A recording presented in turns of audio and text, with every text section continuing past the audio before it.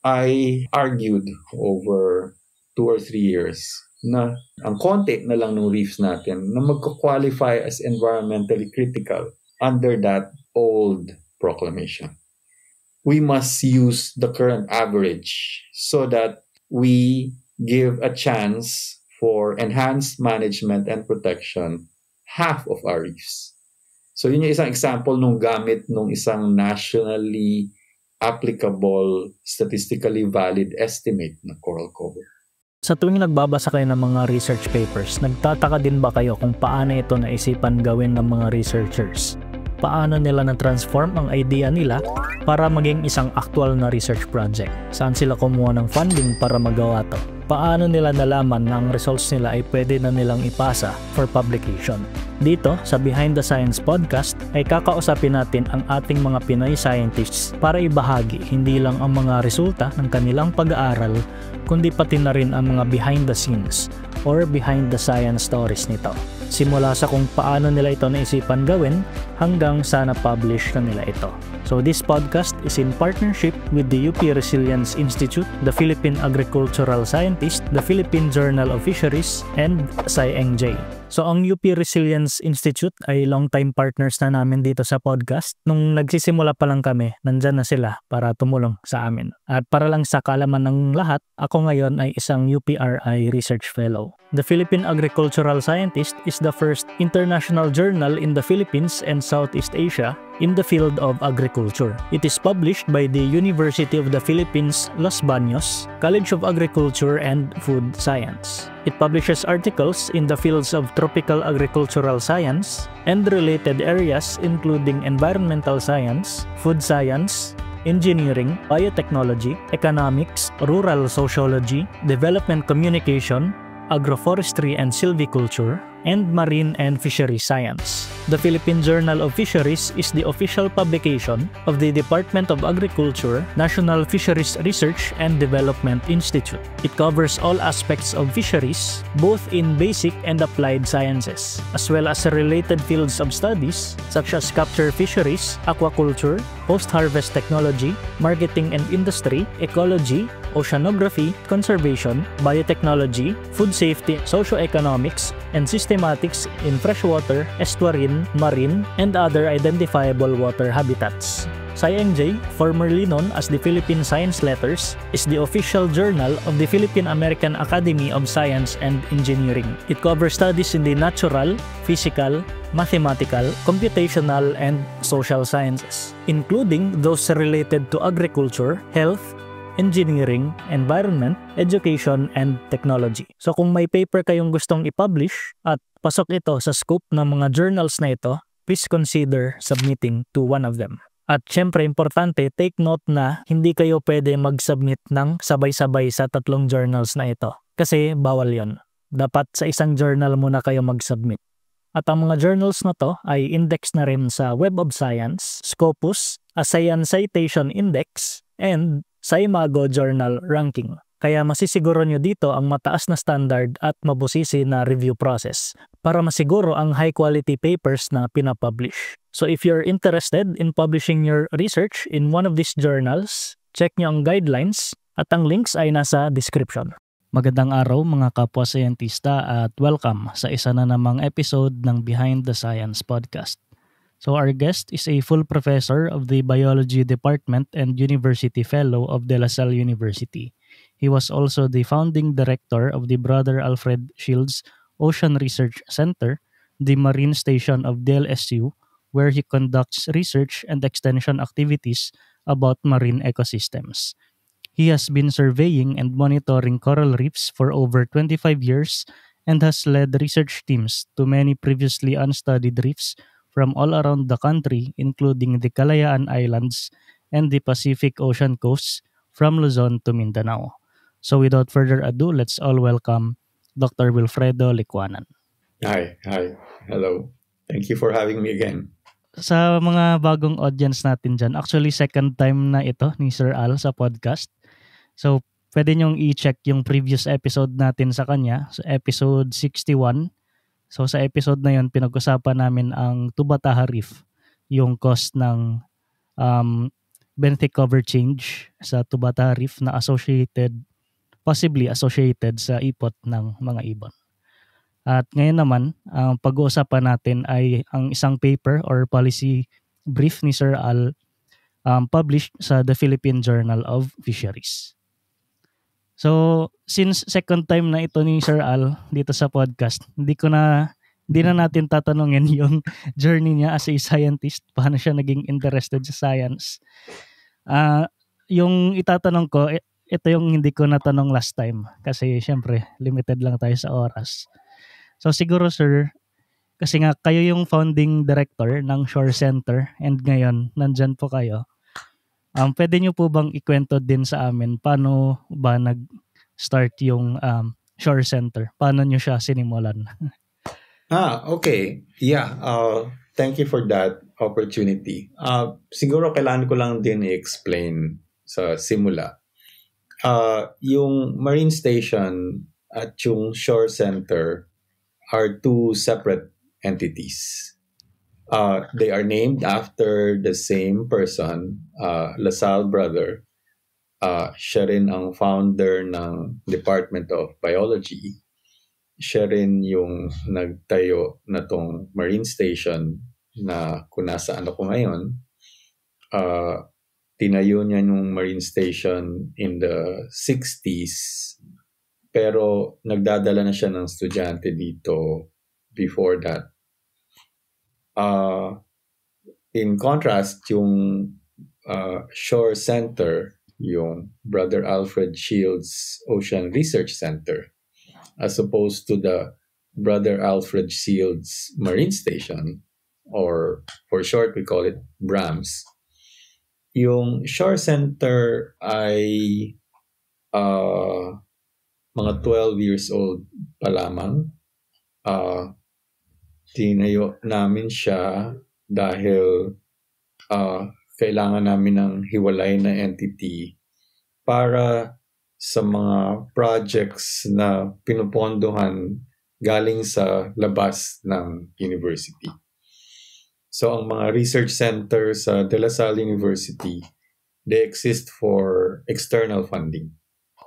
So we can better manage externally funded research.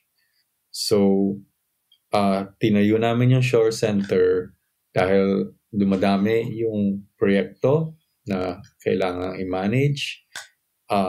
Hindi sapat yung resources ng Department of Biology at an existing research center back then.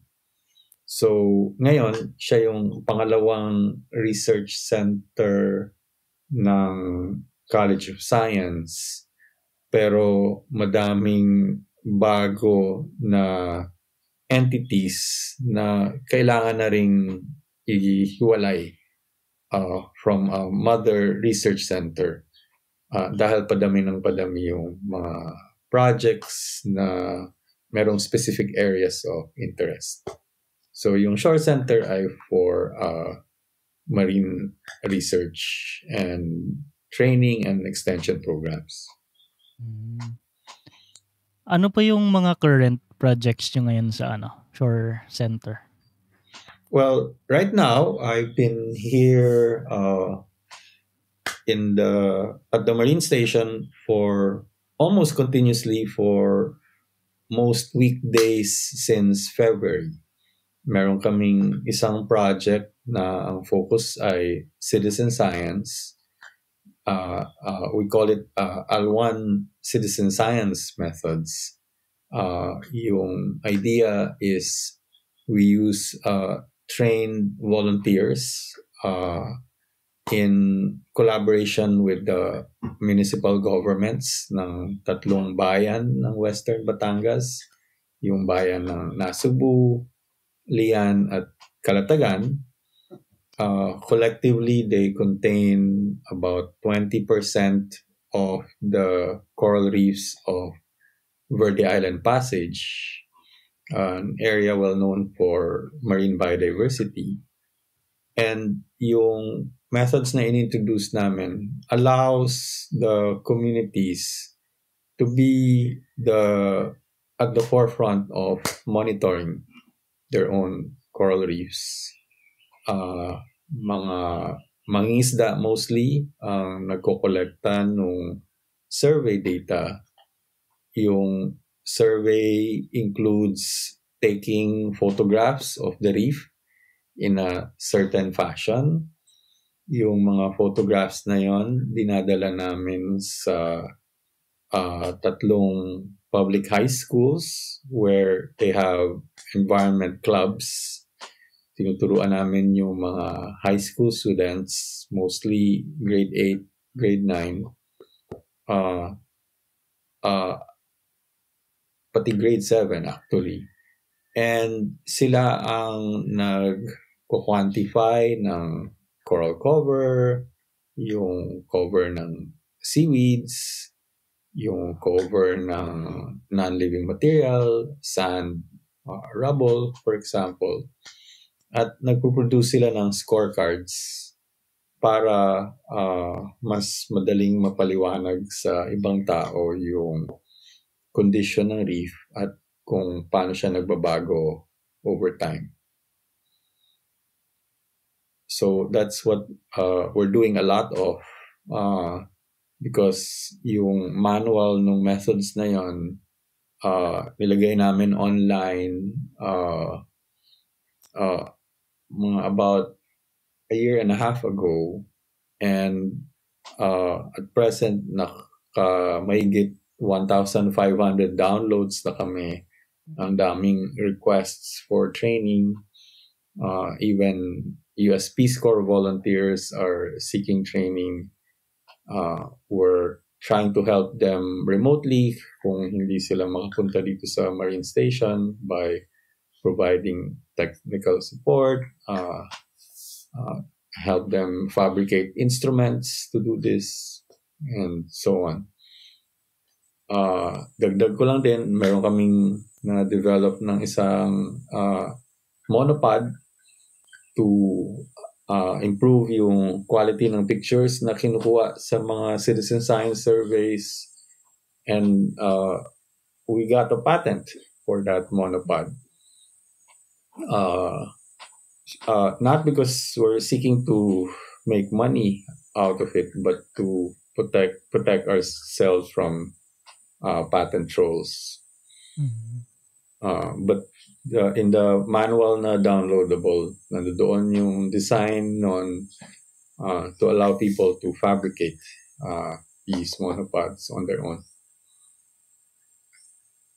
Nabanggit ni Sir yung yung nagtitrain sila ng mga high school students din. Hindi ko to nakwento sa audience last time, pero na-meet ko si Sir Al more than 10 years ago nung ako ay nasa high school pa. Kasi nag-high school ako sa Pisay, Iloilo. Tapos yung sistema at that time, bago ka tumungtong ng 4th year high school, may internship na parang training for research. Tapos napunta ako dyan sa Marine Station nila sa Batangas. So yun yung very first time na na-meet ko si Sir Al. Tapos ang galing lang na many years after that, ini-interview ko na rin si Sir Al about marine science. So Sir, curious pala ako dun sa binanggit mo na monopod na pag-improve nung images na nakukuha underwater. How does it work? Pwede niyo po bang ma-share? Yes. Yung methods na ginagamit namin since mga 2008, 2009, the same methods na ginamit namin for the National Assessment of Coral Reef Environments, nationwide effort where we resurveyed reefs from around the Philippines, 206 of them. Yung survey method na yon, meron ang mga surveys ay ginagawa sa isang survey station na 75 by 25 meters ang dimensions na pag-usapan to dun sa earlier episode about Tubataha. Yung citizen science method namin uses the same survey station, And we developed a method called C30 because you take at random places within that station at least 30 images of 1 by 1 meter sections of the coral reef. So, since yung mga survey stations na yan, ang pinakamalalim na bahagi ay nasa 5-6 meters, kayang-kayang sisirin ng halimbawa mga mangingisda, mga bantay dagat. So, sisisid sila sa isang randomly chosen spot na binababaan ng isang marker na may weight para makita nila kung saan yung litrato dapat manggagaling.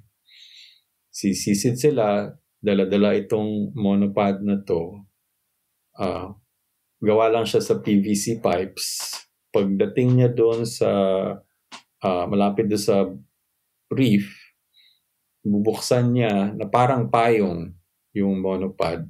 At yung monopod frame siya ng 1 meter wide section ng reef.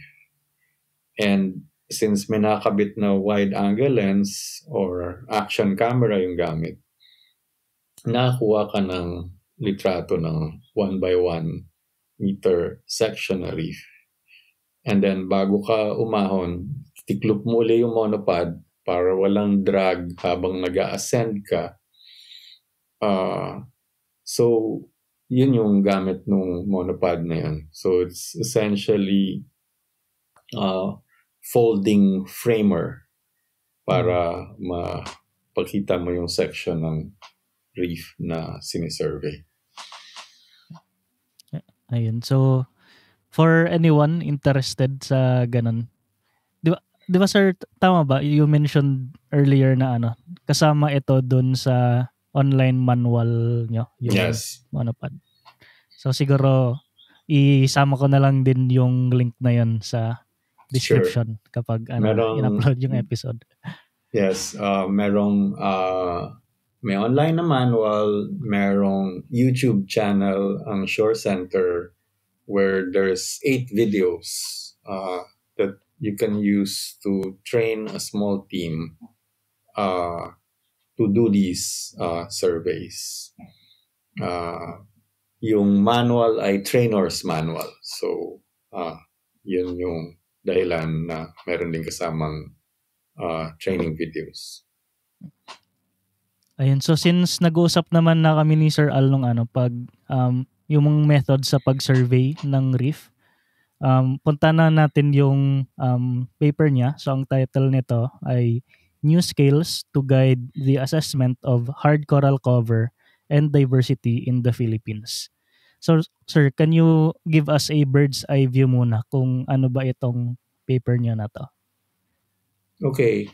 Yung paper na yon, yung policy brief na yon, so as a policy brief, ang tina-target niya ay yung mga sumusulat ng regulations, ng mga ordinance, ng mga technical bulletin, mga department administrative orders, and in this case, mga batas, including an old presidential proclamation.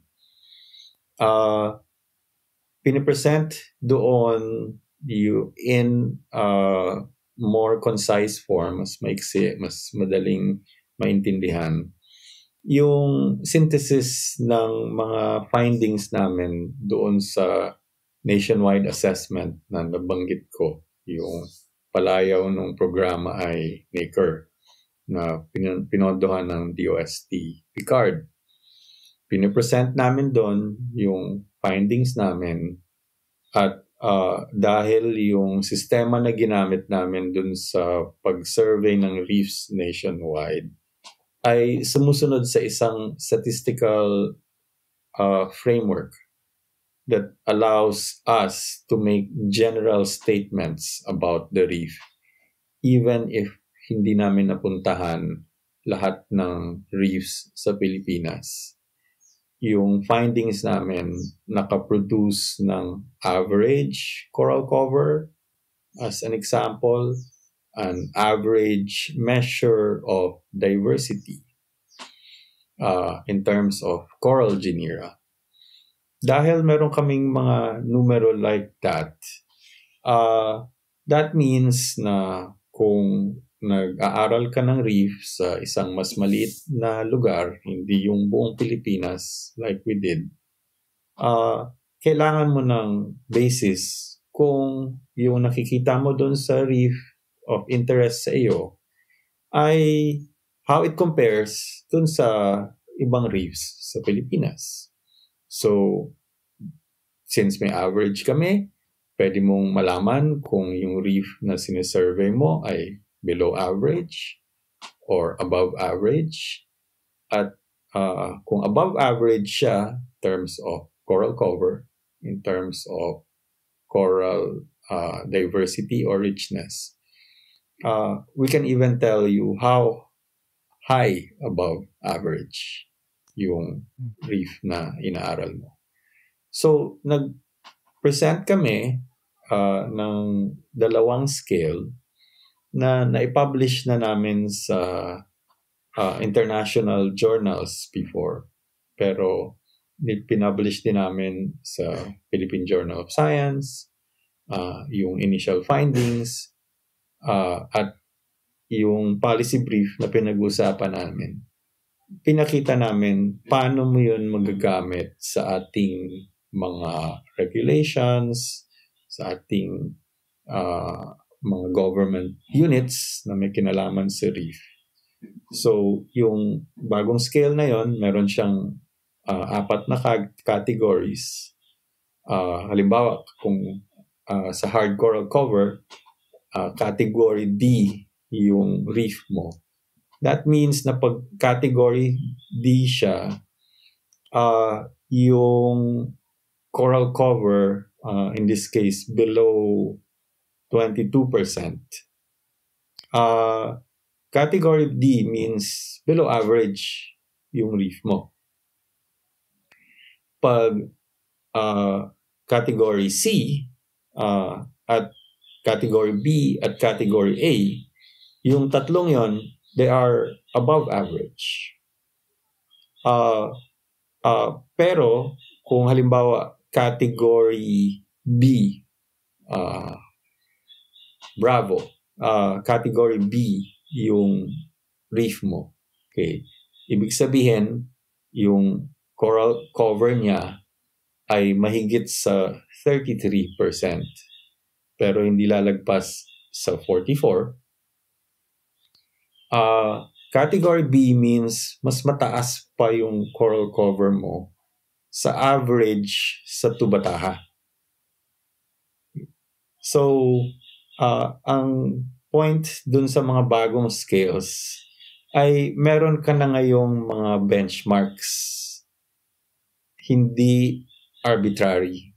Yung lumang scale na ginagamit since the late 70s, before our new scale, arbitrary yung categories niya. 0 to 24.9, 25 to 49.9, 50 to 74.9. So, dinivide lang yung 0 to 100 into 4 sections.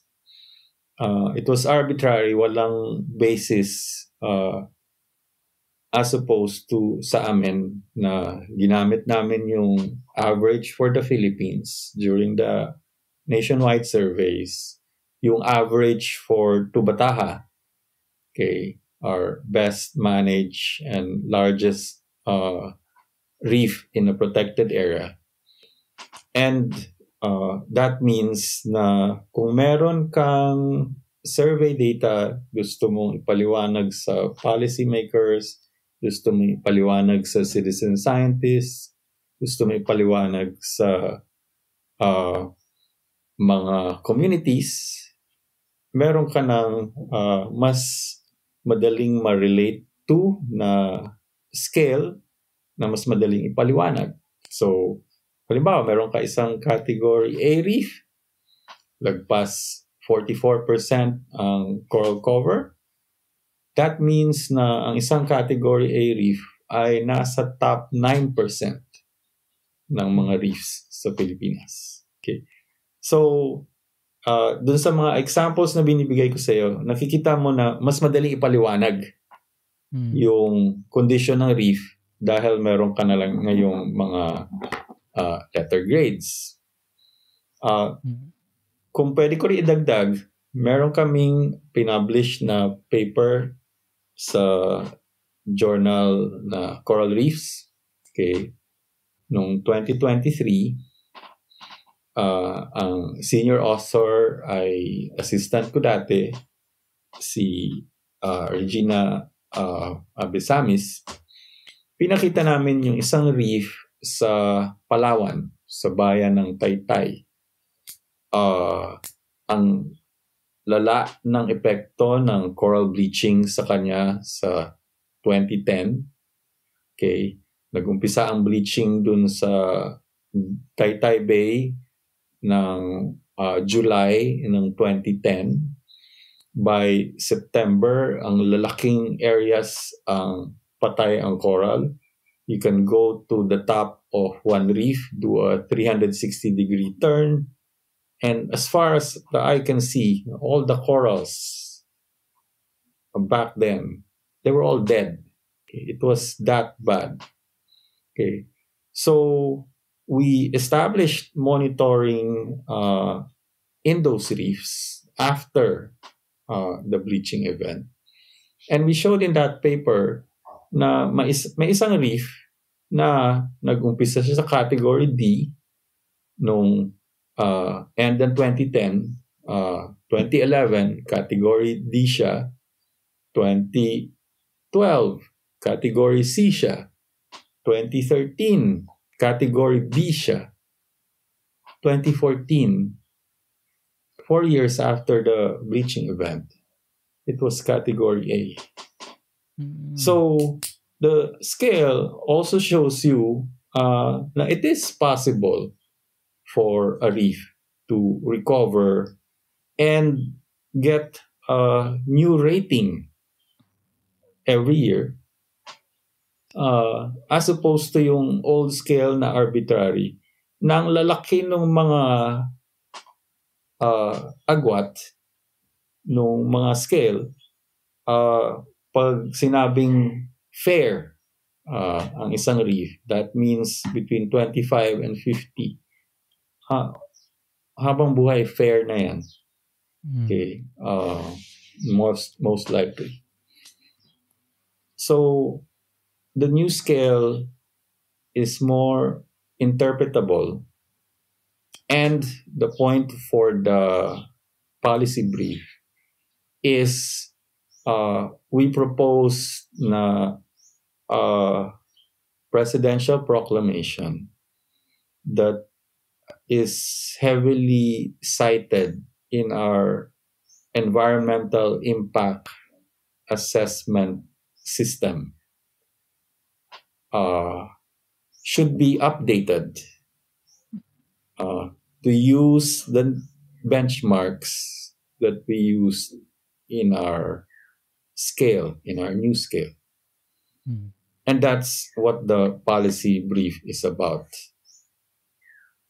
It's not just about the scale but also about how the scale should be used to change regulations in government. May mga tanong pala ako regarding dun sa luma and bago na scale, pero siguro bago ko yun itanong, may gusto lang ako siguro i-discuss na parang keyword dun sa title nyo na hard coral. So yung question ko dun, yung isang coral reef po ba, ano ba yung composition nun at bakit may emphasis kayo sa hard coral? Okay.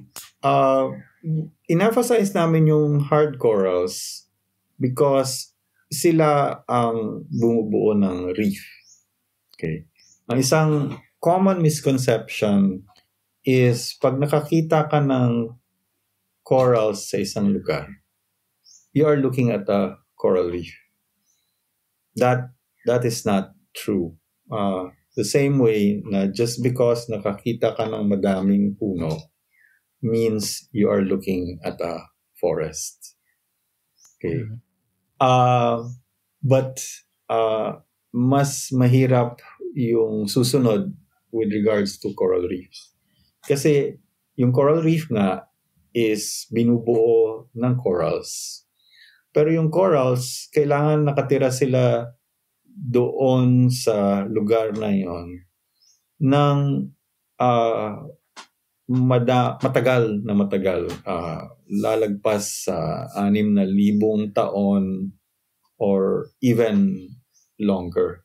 Okay. Hundreds of thousands of years.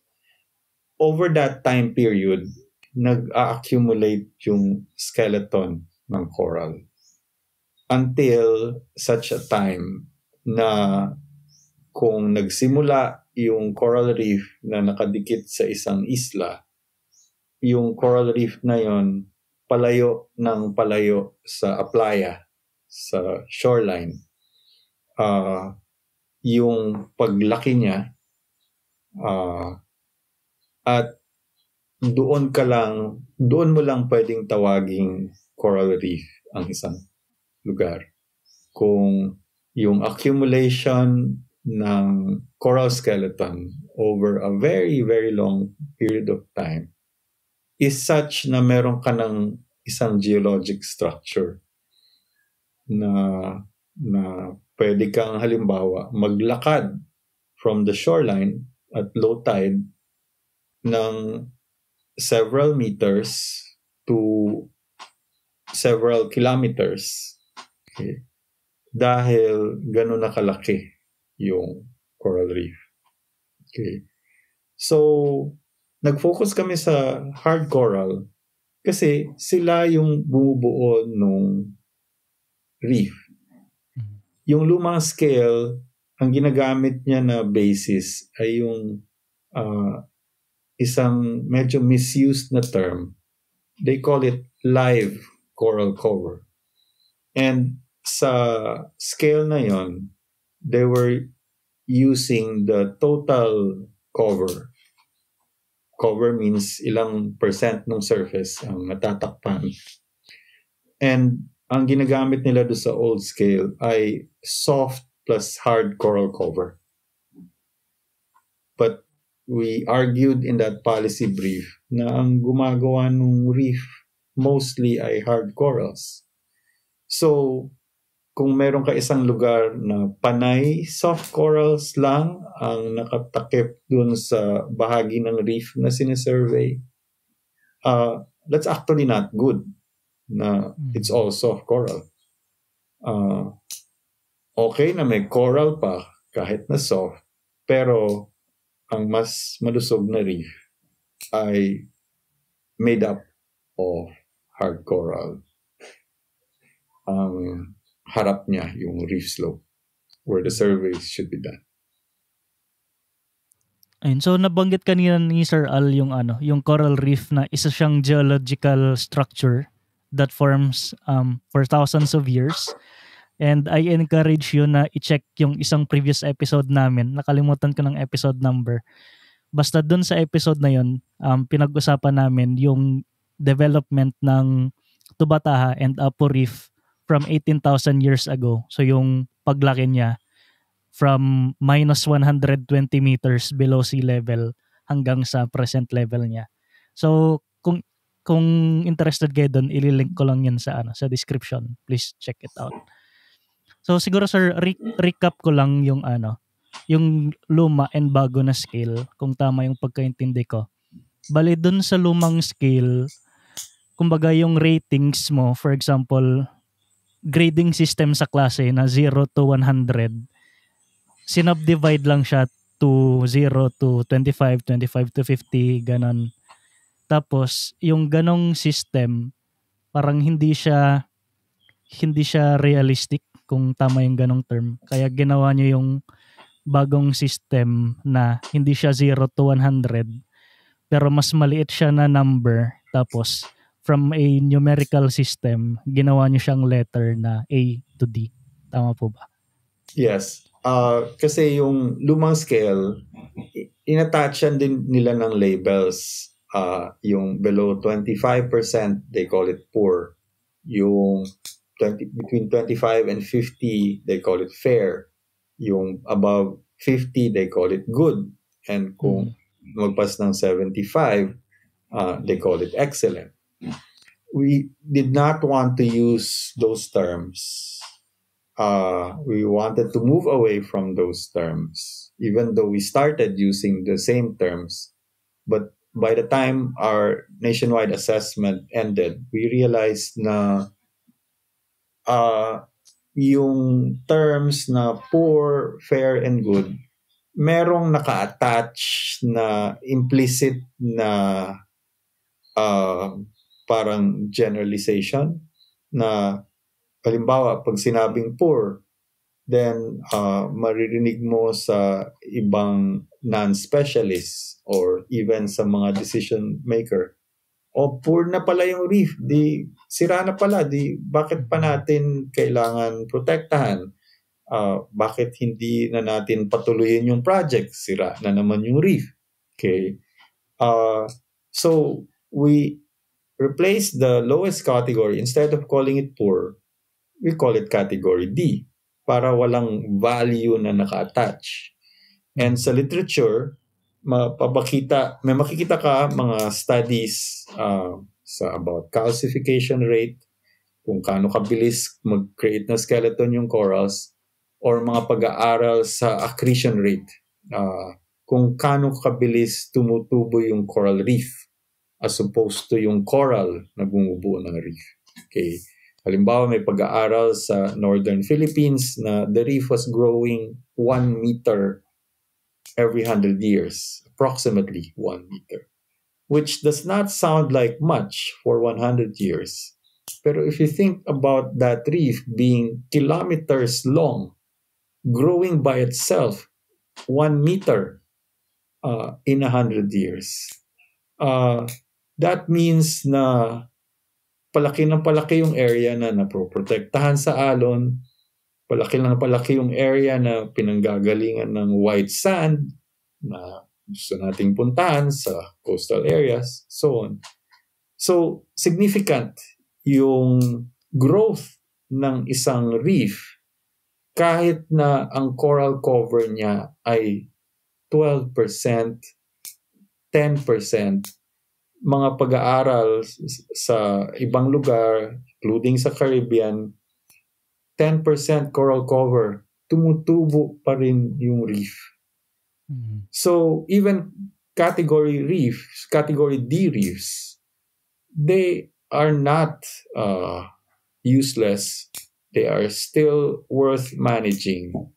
And that's why we used letter grades instead of statements like poor, fair, good, excellent.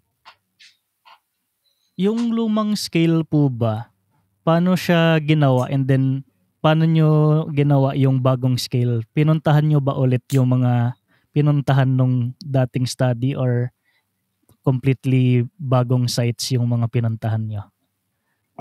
We did not try to go to the reefs that were surveyed in the first nationwide assessment.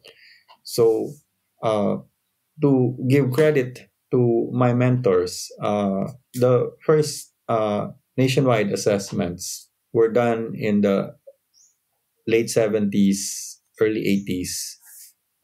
It was led by national scientist Edgardo Gomez and national scientist Angel Alcala. Those surveys used a different set of methods, and yung data nila from the start hindi comparable sa methods na ginamit namin.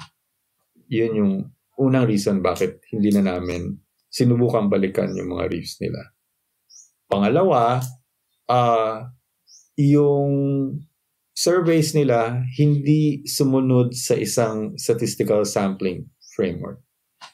Our surveys used stratified random sampling scheme, meron kaming specific criteria to make sure na as much as possible, but it's not always possible, na yung reef na sinasurvey namin ay isang true coral reef as opposed to halimbawa sandbar na tinubuan ng corals or something like that. At dahil statistical framework yung sunod namin, stratified random, that means na halimbawa kung 40% ng true coral reefs or well-developed reefs sa Pilipinas ay nasa Visayas, which is the case, then 40% of our surveys were done in that region.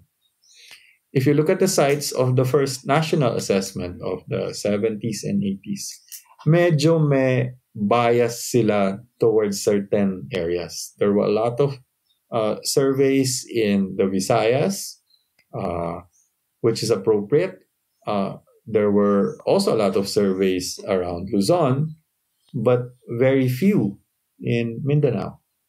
Okay.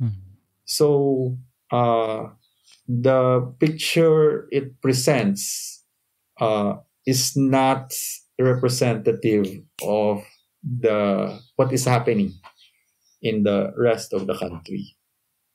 For ours, we are confident na it represents the fringing reefs of the country. And that's why we felt strongly na malakas yung case namin to change the way reefs are surveyed, the methods used, but also change the scales that are used to interpret the resulting data. Ang galing lang po ng story na parang ilang years na ba? 50 years na from that initial data na nakuha, na-improve siya over the years. So I guess yun lang siguro yung gusto kong i-point out din sa audience na over time, as we get more data, nagiging mas knowledgeable tayo sa mga bagay-bagay, mas na-i-improve natin yung science. And if I may add, that also helps us guide policy better. For example, there's a newly signed law, the Philippine Environmental Natural Capital Accounting System. Okay. In effect, it provides a framework. We have a law, one of the first globally, that now provides a framework for us to put a peso or dollar value on the ecosystem services that nature provides us, okay, our economy in particular. So since the Philippines is third globally in terms of reef area, 24 estimated. Well, that's not an estimate. It's really from satellite image. Ang nakuha nila na estimate ay 24,000 square kilometers. So it's a significant natural resource. It's a significant natural capital, okay, in that accounting system. PENCAS, what that law is called, the economists who quantify ecosystem services, they need two key pieces of information from natural sciences. One is habitat condition. Gaano kadami yung coral dun sa reef. The other is habitat extent. Gaano kalawak yung mga coral reefs na yun. Okay. So, you can imagine na with a law like PENCAS, we need numbers from surveys that you can generalize over broad areas. In our case, you can generalize our findings to the entire country, the fringing reefs of the Philippines. Why? Because we used a statistical sampling framework to guide where the surveys are actually done, to yield numbers na ito ang average coral cover sa Philippines, ito ang average seaweed cover sa Philippines, ito ang average soft coral cover sa fringing reefs ng Philippines. Magagamit mo yon with the new scales to report on more than just the condition of the reef environment, but also on its potential ecosystem service. Okay, so that's why we're very aggressive about pushing the methods, pushing the scales, and sa technical bulletin na pinag-usapan natin, nabanggit yun yung mga government technical bulletins ng Biodiversity Management Bureau na nakalagay na doon sa mga bulletins na yon, which are advisories to field offices ng DNR to use the scales, to use the methods that we used, so that they could generate data for other uses like this new law, like PENCAS. So it's just making the data more useful for decision making. Ang galing din po ng na-bring up nyo ngayong yung pag-quantify ng mga ganitong ecosystem services, kasi may previous episode din kami dati na na-discuss yung yung kalimutan ko kailan nangyari, yung sumadsad yung US warship dun sa Tubataha, tapos kailangan nilang managot, so kailangan i-quantify yung damage nila dun sa reef. Yeah, that could be either Jing Soriano. You interviewed her about ARAS, because it was Jing Soriano and a team that I was part of that measured the area that was damaged, and we continue to monitor those reefs. Yung area na damage nung Chinese fishing boat, that was me, and a small team that measured that damage. Yun. Kanina pala sir, nabanggit niyo yung yung NACER program, yung National National Assessment of Coral Reef Environments. Coral Reef Environments program. So sa program po na yun, can you share din po ano yung mga projects under that? For the audience pala, kapag sinabing program, madaming projects under doon. So can you share din po sa amin some of those projects, and gaano kalaki yung pera na kinailangan to do yung ganitong study, at gaano nyo siya katagal ginawa? Okay. NACER, the program was NACER ran from 2014 to 2017. The program leader was Dr. Hazel Arceo. She's now with UP Cebu. There were 5 projects. Project 1, the project leader was me. That was NACER Shine. Shine, the acronym is medyo nakalimutan ko na, Synoptic Investigations on the Human Impact of Nearshore Environments.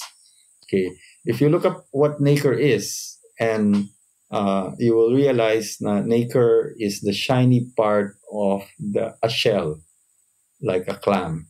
Okay, so yung aming parang internal parang joke or pun, NACER Shine. So project 1 is surveying corals.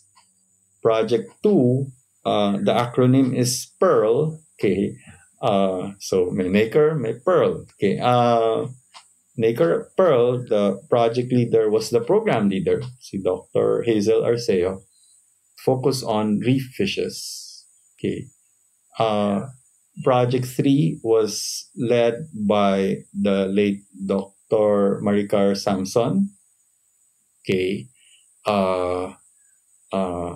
that project focused on mangroves and seagrasses. Uh, project 4 Project 4 was led by Doctors Cesar Villanoy of MSI, UPMSI. That focused on physical oceanography. Project 5 was led by Dr. Laura David, the current director of the UP Marine Science Institute, UPMSI. And Project 5 was kind of a synthesis. It developed a book that won an NAST Outstanding Science Book Award. And Laura also developed Bayesian. It's a decision support model based on Bayesian statistics. Okay. So that was the NACRE program. I don't remember the total program cost, but Project 1, the coral surveys, the project budget was about 29 million. So the whole program, I think, was mga 200 something million, 245, if I'm not mistaken. So it was a significant endeavor, but not the biggest project. There are bigger programs running currently. Curious pala ako dun, sir, sa mga binanggit nyo na acronyms. Paano nyo ginagawa yung acronyms? Iniisip nyo ba muna yung, yung shortcut ng word na yun or yung buong title ng project?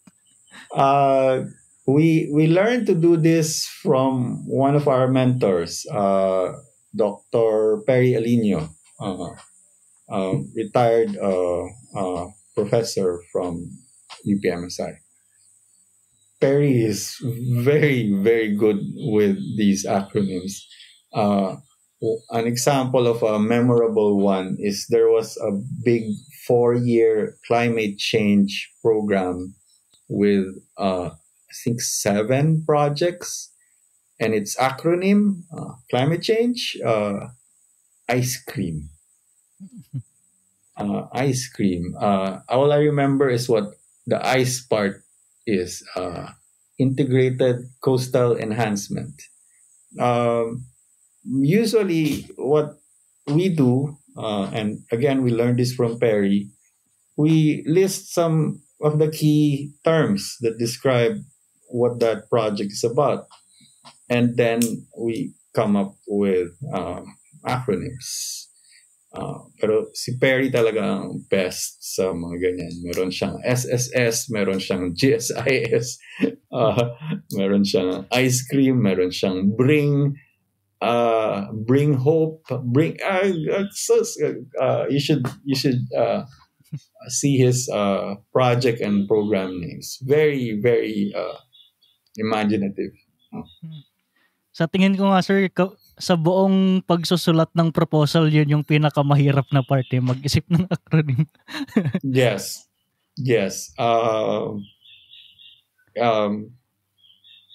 I have some good ones, but I have some bad ones as well. Like I have JEEP.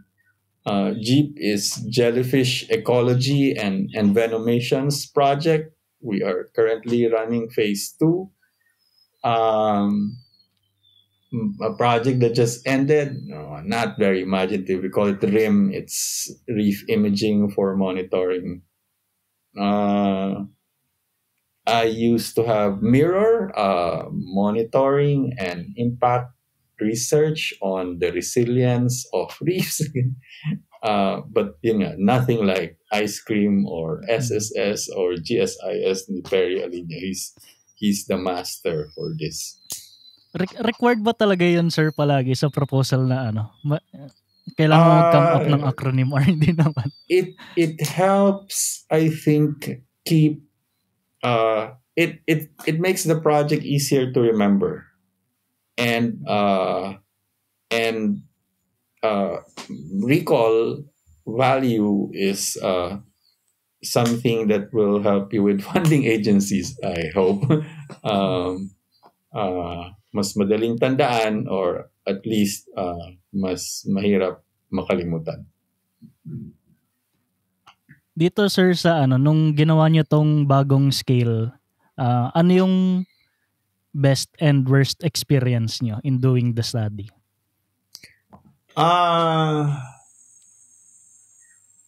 Yung best is we're still waiting. Dahil the reason the editor-in-chief suggested we write that policy brief. If I'm not mistaken, that is the very first policy brief in the Philippine Journal of Fisheries. Si Muji Santos, the editor-in-chief, got in touch with me and suggested I write that policy brief during the pandemic because he attended a meeting of the National Pharmacy. National Pharmacy is the Fisheries and Aquatic Resource Management Council. Okay, it's an advisory group. Many levels yan. Merong barangay at merong national pharmacy. And in a national pharmacy, I over a long period of time before the pandemic, I was pushing that presidential proclamation that was signed in 1981 by the first President Marcos. He signed a presidential proclamation that defined what an environmentally critical area is. And one of the areas mentioned in that proclamation is coral reefs. And dun sa proclamation na yan, 1981 proclamation, sinabi niya na isang environmentally critical area like a coral reef, an environmentally critical reef, must have 50% live coral cover. Live coral cover, again, is soft plus hard coral cover. And I argued over 2 or 3 years na mga 7 or 8% na lang ng reefs natin ang magko-qualify. I don't remember the exact number, but it's in the policy brief. Ang liit na lang ng reefs natin, ang konti na lang ng reefs natin na magko-qualify as environmentally critical under that old proclamation. We must use the current average so that we give a chance for enhanced management and protection half of our reefs. So yun yung isang example nung gamit nung isang nationally applicable, statistically valid estimate ng coral cover. Gamitin mo yung current average, or at least average when we finish the national assessment, instead of an arbitrary number, 50%. Gamitin mo yung average, which means half of the reefs will qualify as environmentally critical. Okay, so more reefs could be protected by that law. Yung proclamation na yun ay naging basis ng environmental impact assessment system. Okay, so mas komplikado yung mas masinsin yung proseso kung environmentally critical yung isang area. And that's why we wanted more reefs to be protected. And so that's why even now we're waiting for our president now, to amend that proclamation that his father signed so that we get more reefs in the environmentally critical category. So, yung question mo, in relation to your question, the best is we got to the stage na endorse ng NFARMC and therefore ng director ng Bureau of Fisheries na i-amend nga yung law na yun. And what followed that endorsement of NPharmC was the endorsement was forwarded to the office of the president, who was President Duterte at the time. And so it actually got to Malacanang. Unfortunately, hindi na pirmahan. Okay. So the best is we got it to Malacanang. The worst is umabot na nga sa Malacanang, hindi pa rin napirmahan. Okay. So ngayon, we're trying and we're hoping na the son would consider amending the proclamation that his father signed. And we're still waiting. We called the attention of the current administration to this matter almost from the time he assumed office. And we're still waiting. So the best is getting it to Malacanang. The worst is that's been years and we're still waiting. Pero ang galing sir na ang galing na I guess lahat ng scientists pinapangarap ma-achieve yan na yung research nila ay magkaroon din ng national na impact. So, ang galing. Yes. And yun nga, we're still trying. I've been warned na I'm getting obnoxious about it. But if I may bring back yung what we started kanina, yung citizen science work namin. As you know, the 2024 is the warmest year on record. And we have a citizen science team in the town where we are in now, where our marine station Brahms is at now. And citizen science teams in summer, April, May last year, one of the reefs they monitored, they recorded 55% coral cover. It was a category A reef, one of the best. Our own studies, so using professional science methods that we've been using even before the national assessment, we showed that reef, aside from having category A status, it was also category A sa diversity scale. It was richer than our monitoring stations in Tubataha. And we have 10 of those in Tubataha. This reef here in Lian was richer than Tubataha. We have a published paper to show that. So April, May, hard coral cover, category A. Tumama ang warmest year on record, bleaching, which wasn't very bad in that reef. And then, by the time the year ended, sunod-sunod yung bagyo, including Christine. Okay. When that reef was visited by citizen scientists in December, the coral cover went down from 55% to 16%. So in a matter of months, actually hours, kasi yung bagyo, most of that, it went from category A to category D.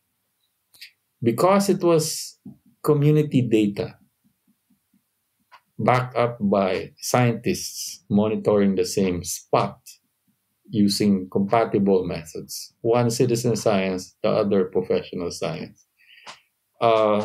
We presented the findings to stakeholders, including local officials, about 2 weeks later, in the middle of the campaign period for the recent local elections. The mayor signed an executive order closing that reef to tourist activities and fishing. The tourist part is significant because that reef is closest to Matabukay, a popular resort area. The reef was closed to fishing. and tourist activities by the mayor, okay, based on citizen science data, using methods that are compatible with one another and that scale that we are talking about. And because it was collected by the community members themselves, there is that added credibility, or you would say mas credible pa nga yun kaysa yung statement ng isang scientist. And so it led to actual conservation and management decisions. We suggested na bigyan nyo ng chance makasettle yung mga corals sa recent na spawning period na could still be ongoing. So kahit na sinara lang siya hanggat July, we feel na that is significant. And a demonstration na properly framed, properly presented, properly done, of course, sound science can influence management, can influence communities. And that's why we're doing a lot of citizen science work here and spreading these methods to many places in the country. Sa lahat ng interested dun sa policy brief ni Sir Al and yung mga papers din na na-mention, please check na lang yung links sa baba. And sir, before we let you go, ano po yung ma-advise nyo sa mga aspiring researchers? Of course, like all researchers, you have to make sure na your science is good. And as our mentors told us in the past, as a young scientist, your job is to make sure you do good science.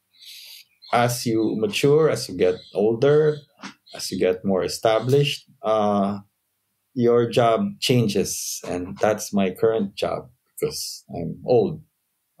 My job is to make sure that science is translated to social change. But it has to start with good science. And then, as early as possible, not only should you learn how to do good science, you need to learn how to communicate that science. Okay, those are the two key jobs of a scientist: do good science and to communicate that science. And communicating starts with publishing. And then last question, sir, do you have anything to promote? Kanina nabanggit nyo na po yung website nyo para i-download yung mga manuals. So in addition po with that, anything else? Well, that's pretty much it. You can work without us. You can work with us. Of course, we prefer the second one, but there we will have to adhere to certain standards if you choose to work with us para mas ma-enhance yung rigor at yung credibility ng information na naproduce ng citizen science. Ayun, so I guess hanggang dito na lang muna tayo. Maraming salamat, Sir Al, sa pagpapa-unlock ng aming imbitasyon. At maraming salamat sa lahat ng nakinig at nanood. See you everyone next week. Madami pa tayong pag-uusapan na research na ginagawa ng ating mga Pinoy scientists. At kung nag-enjoy kayo sa episode na to, please don't forget to like and subscribe and also share nyo na rin sa mga kakilala nyo.